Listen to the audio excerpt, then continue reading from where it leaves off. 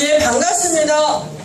KBS, MBC를 비롯한 방송국에 안 나오는 가수. 그러나 우리 이제 KT 현장에서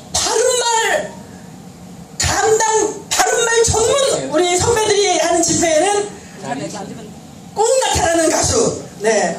오늘 처음 뵙는 분들은 저렇게 무거운 가수를 왜 데리고 왔나 이런 생각을 하실 거예요.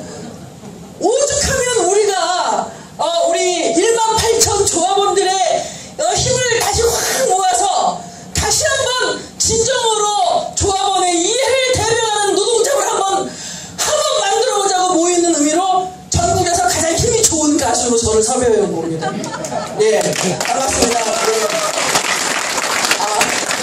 앞에서 하종강 선생님이 하도 잘하셔가지고 저는 짧고 굵게, 사이가 안 좋아? 따로 앉았어. 짧고 굵게 첫 번째 아까 리허설 할 때 연습한 우리가 가는 길은 불구덩이가 저 앞이라 하더라도 지금 얼추 100개의 평균 연령이 33살이잖아요. 우리 이 젊음을 불태우면서 끝까지 바른 KT 한번 만들어보고 가겠다는 우리 선배들의 마음을 담아서 참자유 참평등 불납이라는 노래 여러분들의 승리를 바라면서 띄우겠습니다. 감사합니다.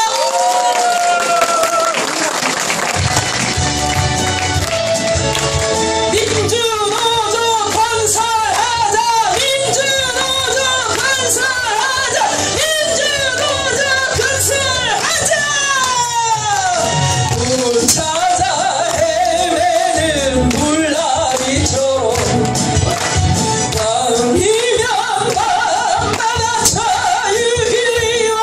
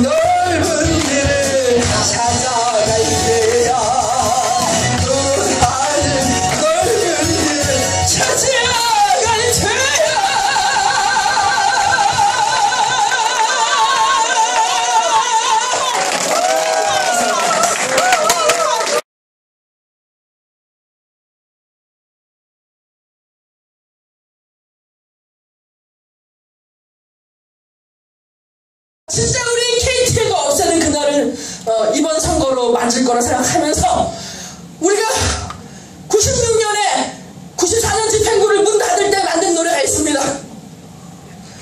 그냥 주저앉으면 쓰라린 기억일 뿐 딛고 일어서면 세상은 산을 활화산이구나.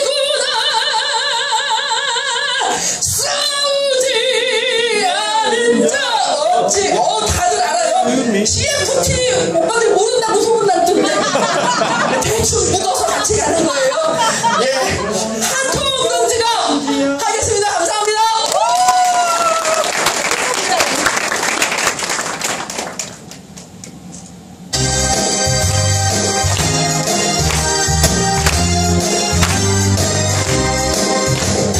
허구 많은 인생길 여기에서 만났지.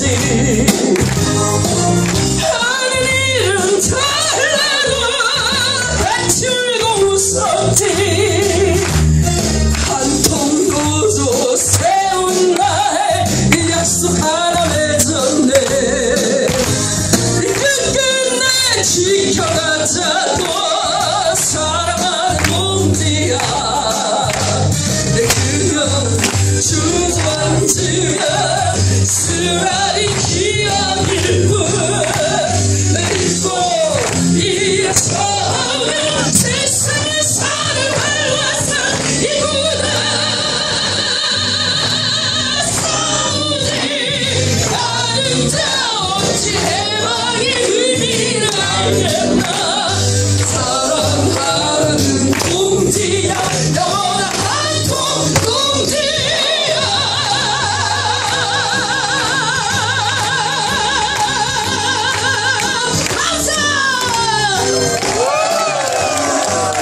주저앉으면 영원한 패배일 뿐 딛고 일어서면 딛고 일어서면 세상의 산을 활화산이구나.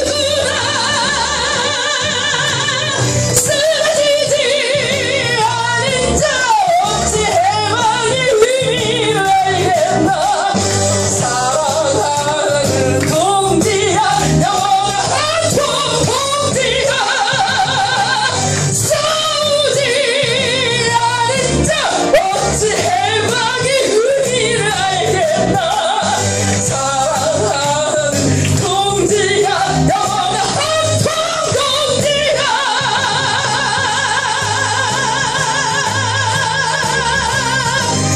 힘찬 항상.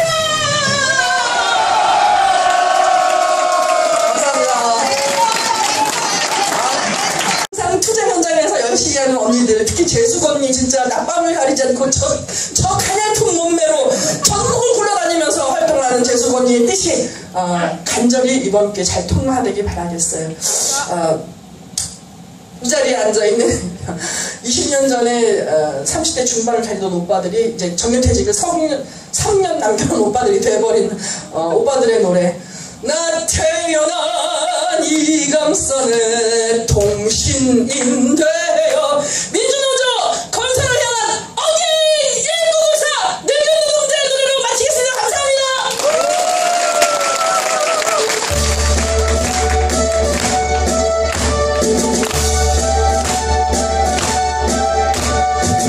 태어난 이 감선의 통신인데요. 높이고 눈 내리니 원성시면 무엇을 하였느냐. 무엇을 바라느냐. 나 죽어 일어서는 놓치면 그만이지. 나 심어도 흘러가네 청춘. 우리 모두 똘똘 뭉쳐 민주노조 건설하자. 아들아 내 딸들아 서로 넘어라. 너희들은 자랑스러운 통신의 아들아.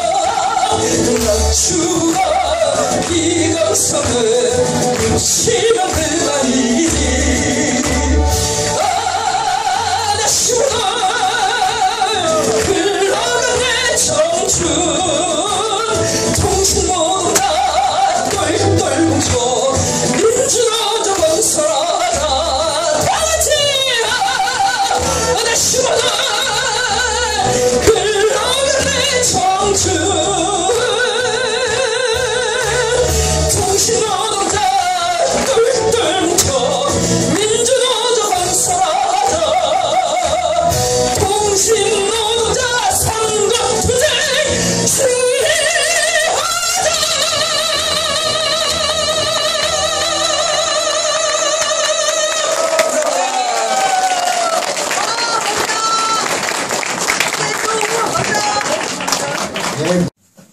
가장 진보적이었어 이때까지만 해도. 이승만 후보하고 조봉암 후보가 붙었던 대통령 선거가 있었습니다. 그 조봉암 후보가 지금 말로 하면 운동권 후보예요. 진보당에. 전국에서 이승만이 70%, 조봉암이 30% 득표했습니다. 대구에서만 조봉암 후보가 70% 득표했어요. 이승만이 30% 득표하고 조봉암이 인천 사람이고 대구 사람이 아니에요. 5.16 군사 쿠데타 터지고 전국에서 이 군인들이 불순분자라고 3,000명을 연행합니다. 대구에서만 2,000명이 연행당했어요. 대구에서는. 대구 가장 진보적이었습니다. 이게 불과 몇십 년 만에 바뀐 거기 때문에 앞으로 또 바뀔 수 있습니다. 대구 지역 출신 중심 활동하던 제야인사들이 갑자기 사라진 겁니다. 어느 날. 언론사 기자들, 학원 강사들, 학교 선생들 이런 사람들입니다. 한참 뒤에 중앙정보부 잡혀있다는 게 밝혀졌고 재판이 시작됐습니다.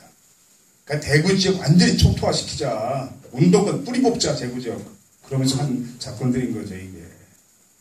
재판이 시작됐고 2년 만에 사형 판결을 받았습니다. 지금 한국은 사형수가 50명 정도 넘게 있습니다. 그런데 18년째 집행이 없습니다. 흉악범에게 사형 선고 가끔 하는데 집행을 안 합니다. 그래서 국제인권사회에서 대한민국은 잠재적 또는 실질적 사형 폐지권이 분류됩니다. 근데 박정희 정권이 8명을 사형 판결하고 어떻게 했습니까?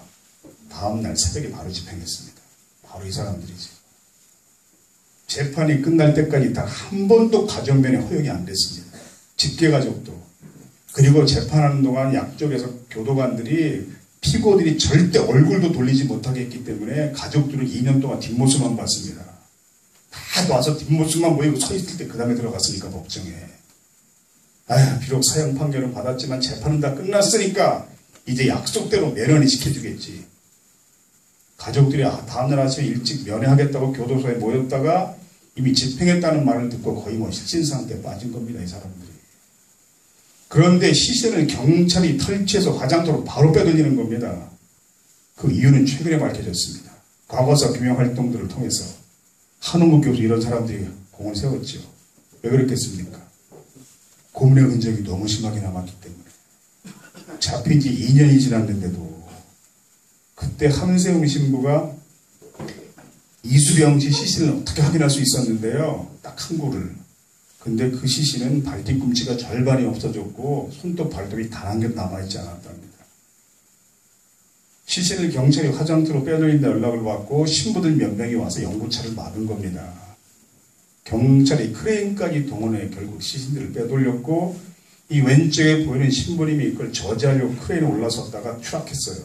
그래가지고 몸 여러 군데가 골절되는 중상을 입었는데 대수술을 받았지만 몸에 자해가 남았습니다. 그래서 이때부터 지팡이 짚고 다니시는데 바로 이분이 문정현 신부님입니다. 평생 이렇게 사신 거죠. 강정마을의 철조망을 신분이 다 넘어 들어간 모습입니다. 성직자가 있을 것이 어딘지를 보여주고 싶다. 그러면서 40년 만에 무죄 판결을 받았습니다. 아무 잘못이 없는 국민을 8명이나 죽인 겁니다. 그런데 언론이 이 사건을 제대로 보도하지 않았습니다. 제가 대학교 2학년이었고 학보사 기자였습니다. 제가 세미나 할 때 친구들이 했던 말이 지금도 기억나요. 야, 월터 리프만이 그 미국의 언론학자입니다. 언론을 뭐라고 정의했냐. 걔도 매를 맞을 때 아프다고 깨갱 짖을 권리가 있다. 그것이 언론의 역할이다. 그랬잖아. 이건 누군가 외쳐야 돼.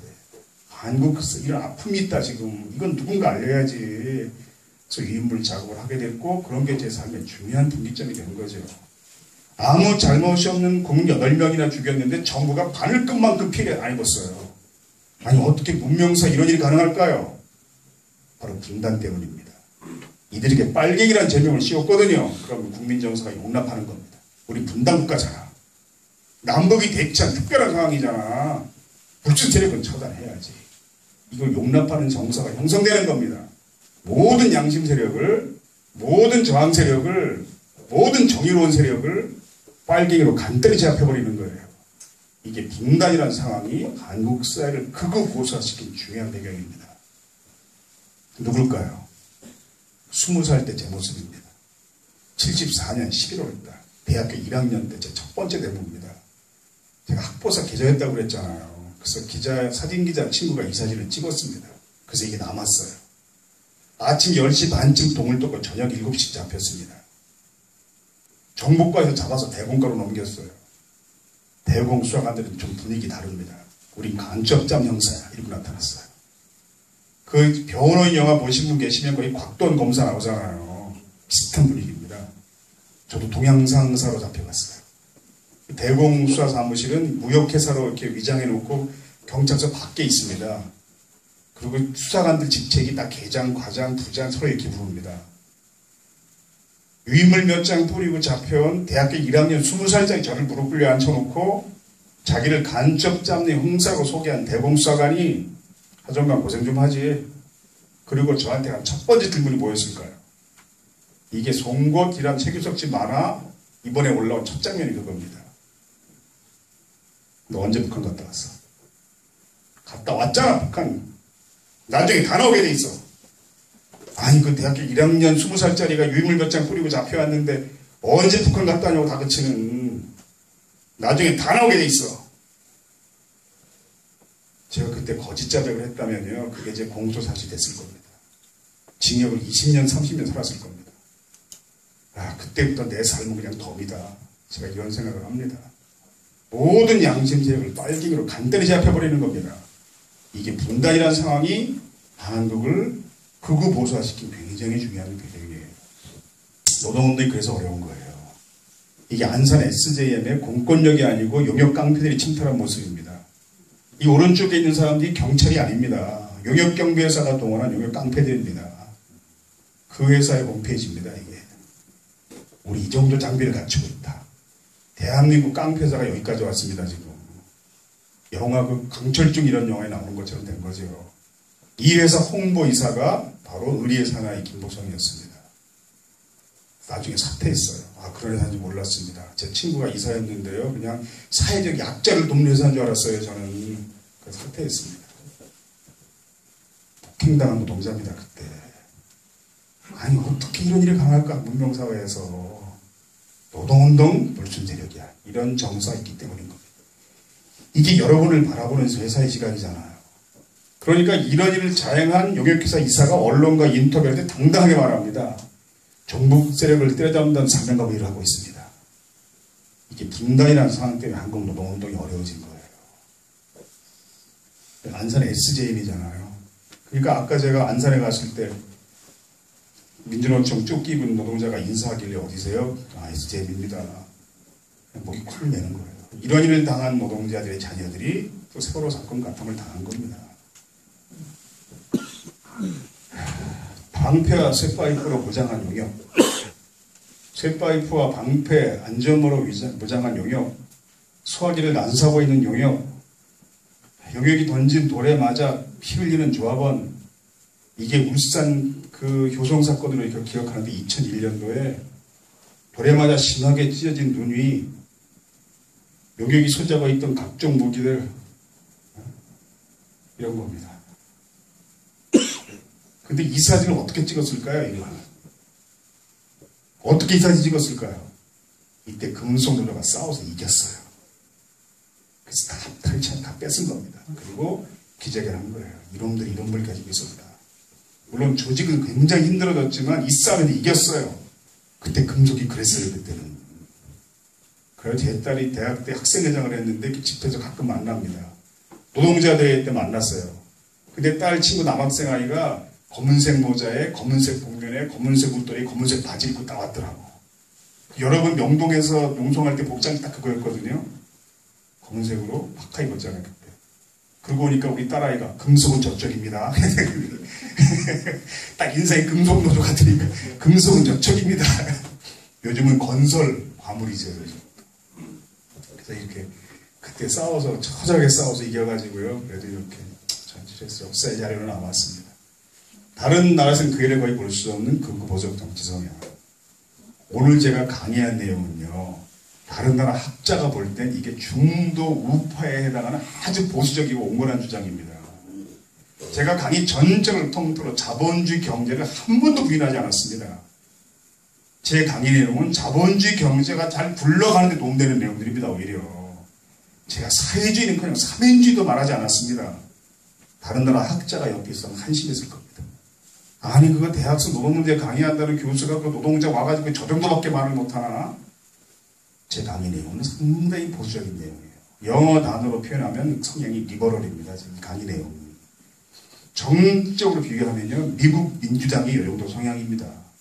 더 쉽게 비교하면 오바마 대통령 생각이 오늘 제 강의 내용과 비슷합니다. 근데 한국에서만 이게 과격한 줄 알아요.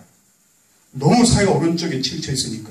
극우 보수화된 사회니까 보수 과잉의 사회니까. 근데 한국에서 보수란다는 사용할 때 주의하셔야 됩니다. 한국의 보수는 국제적인 가치기기나 철학체계적인 보수가 아닙니다. 본래 서양의 귀족들을 전통적 개념의 보수력이라고 해요. 중세 몇백 년 동안 모든 걸 장악한 기득권자들입니다. 우리도 그런 계급이 있었습니다. 누굽니까? 조선시대 양반 계급들. 여러분 양반이요. 조선사회 전체 사회 구성원의 한 2%였습니다. 근데 충청도가 혼자 굉장히 높았어요. 한 4, 5%. 그래서 다른 지역은 전체 구성원 중에 양반이 1% 정도밖에 안 됐습니다. 근데 사극 보세요. 드라마 보면 양반 왕족 얘기만 99%가 나옵니다. 사극에. 그럼 그때 사회 전체 구성 98%였던 천민, 노비, 농민, 머슴들 어떻게 살았을까요? 그때. 다른 나라 이걸 학교에서 가르칩니다. 우리만 안 가르치는 거죠. 역사 속에 우리 같은 사람의 삶이 얼마나 중요했을까. 이걸 안 가르칩니다. 우리는. 그게 이제 생활 미시사 이렇게 표현하는데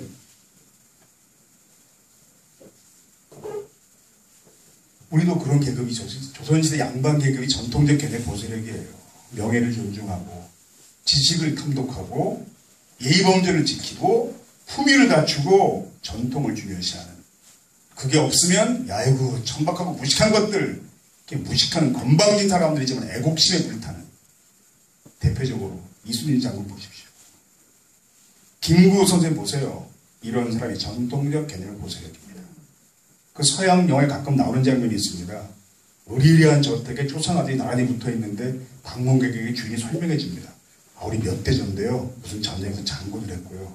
그 다음 몇 대제가 무슨 전쟁에 나갔다가 목숨을 바쳤습니다. 그 다음 저기 사돈의 팔촌인데 무슨 전쟁에서 한쪽 눈을 잃었고요.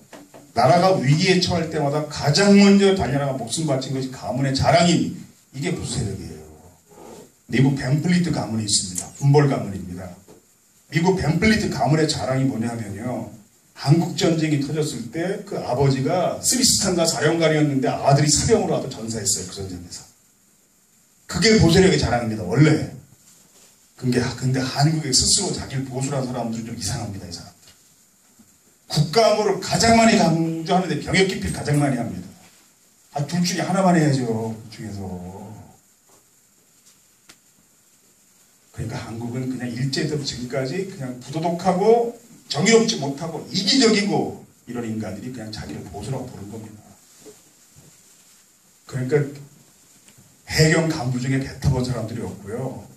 소방청 간부 중에 불 꺼본 사람들이 없습니다. 이게 문제인 거죠. 지난 시간 인문학수. 여러분 중고등학교 때 철학 과목이 있었습니까? 외국 학자들이 깜짝 놀랍니다. 한국은 학교에 철학 과목이 없었다. 아니 그럼 철학 비슷한 과목이라도 있었을 거 아니에요. 국민윤리가 있었는데 무슨 이게 코미디 하는 줄 압니다. 이 사람들이 그러면. 아니 한국은 학교에 철학이 없대. 왜 철학을 못 가르칠까요? 국민들에게 철학적 사고가 갖춰지면요. 한국 사회를 지배했던 세력은 이게 거의 사형 선고입니다. 못 가르칩니다. 그러니까. 노동운동 혐오감 등은 식민지 분단 군사 독재 등 세계 유일하게 왜곡된 자본주의 과정이 만들어진 게 지금 비정상적인 현상인 겁니다. 그러니까 여러분의 활동은 무슨 대단한 말 하는 게 아니에요. 비정상적인 상황을 정상적인 사회로 만드는 것 뿐입니다. 그러나 노동자들이 자본에 대한 다양한 방식의 공격으로 역사 발전에 기여한다는 것은 사실은 변할 수 없어요. 여러분이 가지고 있는 위치에서 여러분이 할 수 있는 방식으로 자본에 대한 다양한 공격을 수행하는 겁니다. 언론 노동자들은 언론을 통해서 KBS 노동자분이 파업할 때 모습입니다. 다음날 회사가 어떻게 방해했습니까?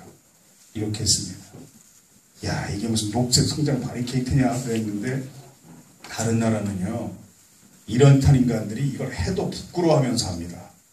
야, 내가 먹고 살으니까 참 치사하게 회사 지지를 받고 노동자 탄압하는 짓까지 내가 해야 되는구나. 이걸 굴욕감을 느끼며 창피하면서 합니다, 이걸. 근데 한국 사회에 이런 짓하는 인간들이 죄책감이 없어요. 이게 얼마나 반사회적 행위인지 배운 적이 없으니까 제대로.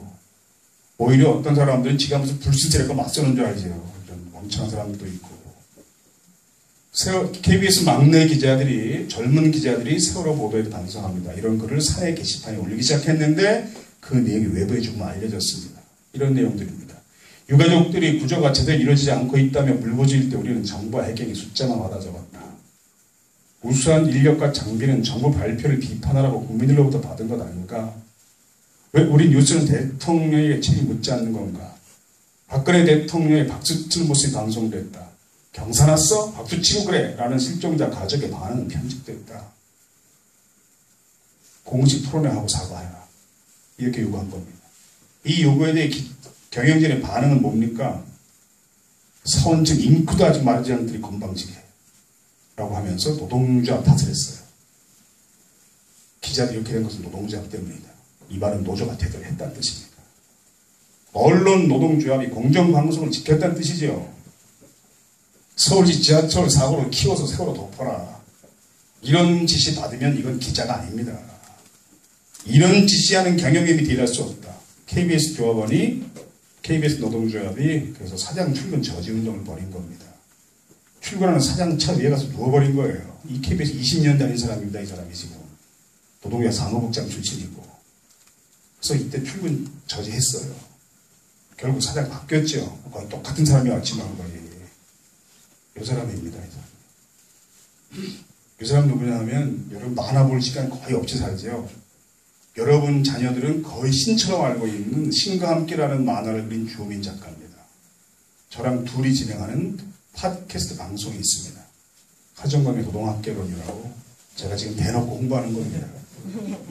그래서 팟캐스트 들으시는 분들 팟빵에서 검색해서 많이 들어주시고요. 하정광 치거나 노동 치면 나오거든요. 그런데 바로 이번 주 방송 손님이 이분이었습니다. 혹시 누군지 아세요? 지금 방송하는 모습인데요. 네, 황상기 씨입니다. 삼성 반도체 백혈병으로 희생당한 노동자 고 황유미 씨의 아버님 황상기 씨. 이분은 의사 선생님, 공윤정 선생님, 반올림에서 활동하는 이런 활동에 의학적인 기반을 제공하는 의사입니다. 공윤정 선생님입니다. 여자 의사예요. 굉장히 좋은 분인데 여기 사진에 지금 안내 요 분이 이제 가려서 그렇지 공유정 선생님이고요. 황상기 씨고 예, 제가 진행하고 있고 여기 김용민 PD라고 낙검수에 그 뚱뚱한 PD 있잖아요. 그분이 이제 PD인데 예, 또 하나 약속 영화 다 보셨잖아요. 거기 이제 실제 주인공이 황상기 씨입니다. 박철희 씨가 역할을 맡았죠. 자, 이 포스터는 보면 여기 이제 막 사람 이름들이 있잖아요. 여기 여러분 이름 거의 다 들어가셨죠. 이걸 삼성을 까는 영화인데 누가 돈 되겠습니까? 그러니까 10,000원씩 20,000원씩 다 모아가지고 만든 겁니다. 이 영화를. 박철민 씨가 본인이 별로 원하지 않지만 옛날 별명이 있어요. 민주대머리라고. 모든 노동자 집회 사회를 거의 도맡아 몇 년 하던 사람입니다. 몇만 명이 모였을 때 그 사회를 김재동 씨보다 더 잘 보던 사람인데 지금은 이제 영화배우로 성공을 했죠. 근데 황상기 씨가 실제 황유민 씨 색전의 모습인데요. 이렇게 보면 웃는 모습이에요. 얼굴이 보면 모습이. 그리고 실제로 많이 웃겨요. 사람을. 그래서 이날도 주호민 작가, 만화가가 저랑 같이 방송 진행하면서 그 또 하나의 약속 영화의 그 실제 주인공이셨잖아요. 근데 주인공으로서 그 영화를 어떻게 보셨습니까? 이분이 강원도 속초분이거든요. 예, 눈으로 봤습니다. 그래서 이제 웃었어요. 근데 이분이 처음 한 8년 전에 처음 우리에게 나타났을 때는 전혀 웃지 않는 분이었어요. 몇 시간 동안 이종훈 노무사 만나가지고 계속 자기 얘기를 해도 한 번도 웃을 게 없던 사람인데 어떻게 바뀌었습니까? 제가 이번 방송에서 물어봤어요. 하도 궁금해서. 8년 전에 전혀 웃지 않던 분이 어떻게 지금은 계속 웃깁니까? 사람들. 집회할 때도 웃기고 해야 할 때도 웃기고. 그래서 공효정 선생이 아유 동생 우리 몇 대 때리고 싶다고 막 얘기할 정도로 딸을 잃은 분이 이분이 자기 딸을 자기가 운전하는 택시 뒷좌석에서 딸이 죽었어요. 병원 가다가. 그래가지고 그 딸 눈을 아버지가 감명해줬어요. 그러고선 내가 끝까지 네 죽음을 밝히겠다. 그런 분인데 삼성이 지금 어떤 짓을 합니까? 이 사람을 다른 유가족과 분리시켰어요. 이분을 뭘 주장하냐면요. 앞으로 지금 200명이 넘습니다. 삼성 쪽에서 이런 계속 직업병 걸린 사람들이. 이런 사람이 계속 생길 테니까 삼성이 앞으로 이런 노동자에 대한 무슨 대책을, 제도를 좀 시스템을 만들고 합의하자 우리가. 근데 삼성이 나머지 가족을 다 설득해가지고요. 그냥 당신들 보상 충분히 뛸 테니까 이 싸움 끝내자. 그래서 이 사람이 니들 그렇게 합의해도 난 끝까지 싸울 거니까 삼성이 계속 욕먹을 거다 그러거든요. 그래서 이분이 역시 소수 안에 소수로 남았어요. 원칙을 지키는 소수로. 우리가 돈 받는 게 중요한 게 아니라 삼성이 사과하고 무슨 제도를 하나 만들어야 된다. 삼성에서. 앞으로 이런 노동자가 계속 생길 테니까. 다른 가족들은 많이 지치고 힘들게 했으니까 그 사람한테 탓할 수는 없어요. 그러니까 자기 가족의 죽음에 대한 충분한 보상을 받는 것만이라도 어디냐.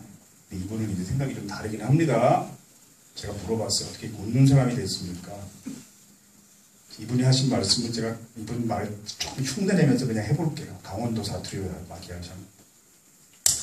그때는 삼성이 자신들의 책임을 절대로 인정하지 않으면서 우리를 압박하고 위협하고 그래서 삼성에 대해 증오심과 억울함으로 마음이 가득 찼을 때였어요.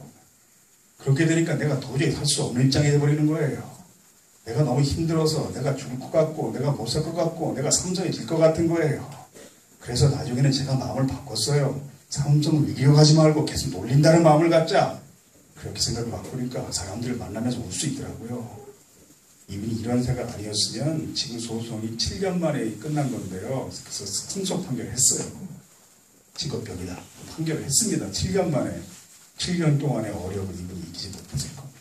그래서 저도 여러분이 KT를 꼭 이기자. 이런 생각 물론 중요한데 KT를 계속 놀리자. 내가 죽을 때까지. 이런 생각으로 임하시는 것도 저는 하나의 방법이라고 생각합니다. 그렇죠? 이분이 7년을 이렇게 견딘 거거든요. 그래 봐. 내가 계속 너희랑 싸울 테니까. 나만 빼고 나머지 가족을 다 설득시켜도 내가 끝까지 싸울 테니까. 니들 계속 끝까지 욕먹을 거야.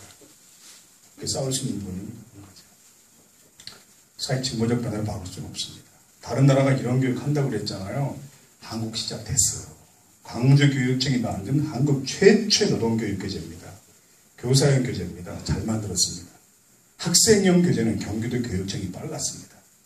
그래서 진보교육감이 중요한 거예요. 김상원 교육감이 민주주민 과목을 개설했고 교과서를 만들었습니다. 초등학교 3, 4학년용, 5, 6학년용, 중학생용, 고등학생용. 법이 바뀌어가지고요. 이제 학교마다 과목을 따로 개설할 수가 있고 자신들이 원하는 과목을 그리고 교과서를 학교마다 선택할 수가 있습니다. 10단원 정도로 구성되어 있는데 그중에 다 2단원씩이 노동단원입니다. 제가 감수했습니다. 경기도 교육청 내에서는 이 과목을 개설하고 이 교과서로 공무반 학교가 나오기 시작했습니다. 조금씩 많아지다가 언제가 정부가 교육과정을 바꿀 것이고 그러면 전국의 모든 학교가 가르치게 될 거예요. 다른 나라가 수십 년 전, 100년 전에 한 걸 우리 지금 시작한 겁니다. 그러나 사회가 바뀌는 겁니다. 이렇게. 이러한 역사를 보는 눈이 역사이신 거죠. 장하정 교수가 이 책 두 페이지에 쓴 거 있습니다. 그냥 한 번 보여서 마치겠습니다. 이제 비명이 나오기 시작했는데 여기서 끝낼게요. 네.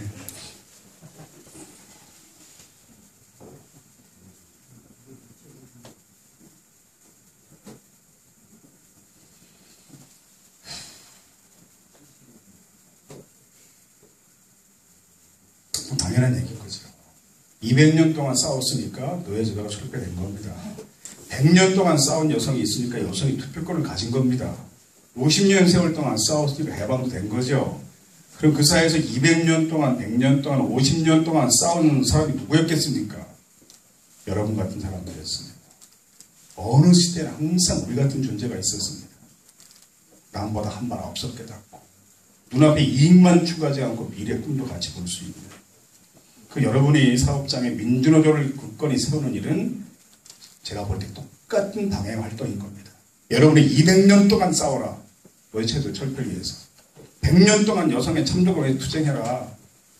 50년 동안 해방을 위해 싸워라. 요구하는 게 아니라 올바른 노동조합이 사업장에 서도록 하는 것, 노동자가 정당한 권리를 찾는 것, 그런 활동이 결국 똑같은 방향의 노력이란 거죠. 그래서 이런 역사 속에 여러분이 지금 이런 활동을 하고 있는 거라고 봅니다. 마지막으로 얼마 전 여중생의 인문학 강의 끝나고 저에게 한 질문 소개하면서 마치겠습니다. 한 여중생이 이렇게 질문했어요. 좋은 강의 참 잘 들었는데요. 그럼 한국 사회가 지금 희망이 있나요? 지금 돌아가는 걸 보세요 좀. 한국 사회가 지금 희망이 있나요? 울산 지역에서 만난 여중생인데요. 이 여학생이 결국 말을 다 못하고 목이 메서 털쩍 앉았어요. 그냥 질문하다가. 300명의 친구들이 몇 시간 동안 수상당하는 걸 온 국민이 다 지켜본 건데요, 지금. 그리고 왜 침몰했는지조차 지금 우리가 모르고 있는 건데요.